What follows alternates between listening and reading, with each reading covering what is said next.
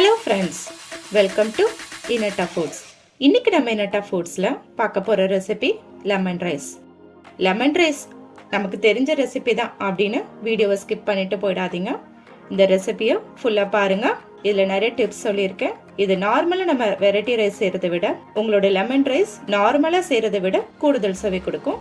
வாங்க ரெசிபிக்குள்ளே போகலாம். ஒரு பேன் எடுத்துக்கலாம். பேனில் 15 ml அளவுக்கு எண்ணெய் விட்டுக்கலாம். எண்ணெய் விட்டதும் நம்ம விட்டுருக்க எண்ணெய் காஞ்சி வரட்டும்.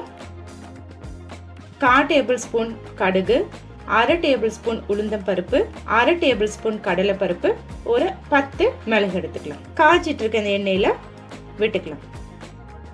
வதங்கி வரட்டும். அடுப்பை மிதமான தீயிலே வச்சு செய்யலாம்.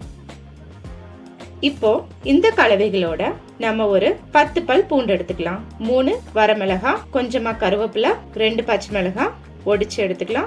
ஒரு கைப்பிடி அளவு கடலை. நம்ம லெமன் ரைஸ் ரெசிபி எப்போதும் செய்யும் போது இஞ்சி விட்டு செய்வீங்க. ஆனா இந்த ரெசிபியில நீங்க பூண்டு விட்டு செஞ்சு பாருங்க. உங்க லெமன் ரைஸோட டேஸ்ட் ரொம்ப சூப்பரா இருக்கும். ட்ரை பண்ணி பாருங்க வீட்ல. நீங்களே அந்த சேஞ்சஸ் ஃபீல் பண்ணுவீங்க. உங்க லெமன் ரைஸ்க்கு கூடுதல் சுவை கொடுக்கும். இப்ப நம்ம எடுத்து வச்சிருக்க இந்த பூண்டு, வரமிளகாய், பச்சை மிளகாய், கருவேப்பிலை, கடலை இந்த எண்ணெயில விட்டு வதக்கிக்கலாம். அடுப்பை ஸ்லோ ஃப்ளேம்லேயே வச்சு செய்யலாம். நம்ம விட்டுருக்க இந்த தாளிப்புகள் எல்லாம் எண்ணெயிலே வதங்கி வரட்டும். ஒரு சிட்டிகை அளவு பெருங்காயத்தூள் விட்டுக்கலாம்.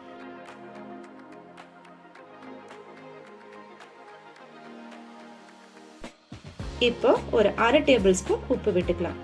நம்ம சாதம் வடிக்கிறதுக்கு உப்பு சேர்த்திருப்போம், அதனால 1/2 டேபிள் ஸ்பூன் இதுல உப்பு விட்டுக்கலாம். ஒரு 10 முந்திரி பருப்பு சேர்த்துக்கலாம்.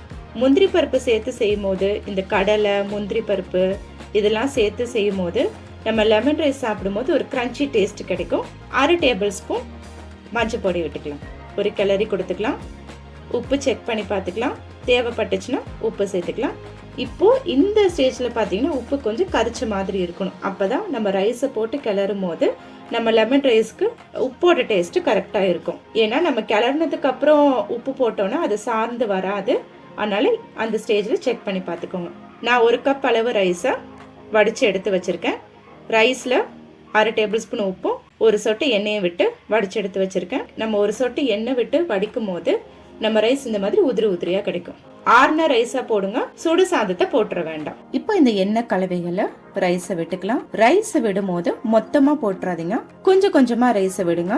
மொத்தமா நம்ம ரைஸை விடும் போது நம்ம ரைஸ் ஒன்னோட ஒண்ணு ஒட்டின மாதிரி ஆயிடும். கொஞ்சம் கொஞ்சமா ரைஸை விட்டுக்கலாம். நான் 1 கப் ரைஸுக்கு 1 லெமன் எடுத்திருக்கேன். லெமனை பாதியா வெட்டி வச்சிருக்கேன். இப்போ இந்த லெமனோட சாரெல்லாம் நம்ம ரைஸ்ல விட்டுக்கலாம். லெமனை எண்ணெயில புழிஞ்சு விடாதீங்க. ரைஸ் விட்டுட்டு ரைஸ் மேல நம்ம லெமன் ஜூஸை புழிஞ்சு விடணும். நம்ம எடுத்து வச்சிருக்க லெமனை புழிஞ்சு விட்டாச்சு. லெமனை சாதத்தை சுத்தி புழிஞ்சு விடுங்க. இப்போ நம்ம அடுப்பு ஆஃப் பண்ணிடலாம். மெதுவா பொறுமையா ரைஸை கலந்து கொடுத்துக்கலாம். இதுக்கு மேல கொஞ்சமா கொத்தமல்லி விட்டுக்கலாம் கார்னிஷிங்க்கு. பாருங்க எவ்வளவு அழகா நல்ல கலர்ஃபுல்லான ஒரு லெமன் ரைஸ் நமக்கு ரெடி ஆயிடுச்சு. இதை நீங்க லஞ்ச் பாக்ஸ் ரெசிபியா குழந்தைங்களுக்கு கொடுத்து விடுங்க. நீங்க வீட்டுல இந்த ரெசிபியை ட்ரை பண்ணி பாருங்க. பார்த்துட்டு உங்களோட கருத்துக்களை கமெண்ட் பாக்ஸ்ல தெரிவிங்க. எங்களோட இனாட்டா ஃபுட் சேனல்ல இன்னும் நிறைய ரெசிபிஸ் நாங்க அப்லோட் பண்ணிட்டு இருக்கோம். எங்க இனாட்டா ஃபுட் சேனல்ஸ்ல இருக்க ரெசிபிஸ் எல்லாத்தையும் செக் பண்ணி பாருங்க. அதையும் உங்க வீட்டுல செஞ்சு பாருங்க. உங்களுக்கு எங்க ரெசிபி பிடிச்சிருந்ததுன்னா லைக் பண்ணுங்க, ஷேர் பண்ணுங்க, சப்ஸ்கிரைப் பண்ணுங்க. மீண்டும் உங்களை அடுத்த ரெசிபியில மீட் பண்ணும் வரை பாய், டேக் கேர்.